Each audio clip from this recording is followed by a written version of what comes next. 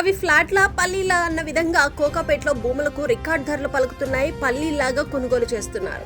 హైదరాబాద్లోని కోకాపేటలో భూముల ధరలు మరోసారి అందరినీ ఆశ్చర్యానికి గురి చేశాయి. నియోపోలిస్ ప్రాంతంలో నిర్వహించిన తాజా వేలంలో ఎకరం భూమి ధర ఏకంగా 137,25 రూపాయలు పలికింది.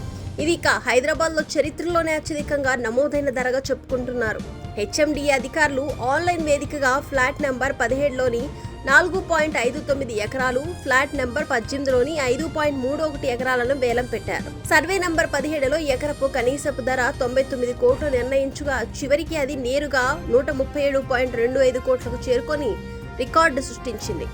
తెలంగాణ ప్రభుత్వం ఇటీవల హెచ్ఎండిఏ పరిధిలోని విలువైన భూములను వేలం వేయడానికి నోటిఫికేషన్ జారీ చేసింది.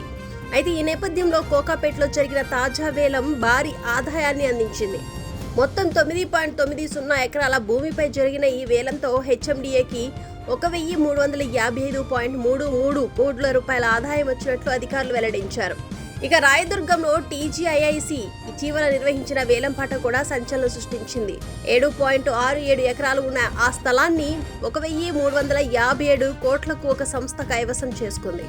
అక్కడ ఎకరాకు కనీసం ధర 101 కోట్ల రూపాయలు పలికితే వేలంలో అది నేరుగా 177 కోట్లు పలకడం విశేషం. హైదరాబాద్ శివార్లో రియల్ ఎస్టేట్ మరోసారి రెక్కలు తెరుచుకుంది అనడంలో సందేహం లేదు.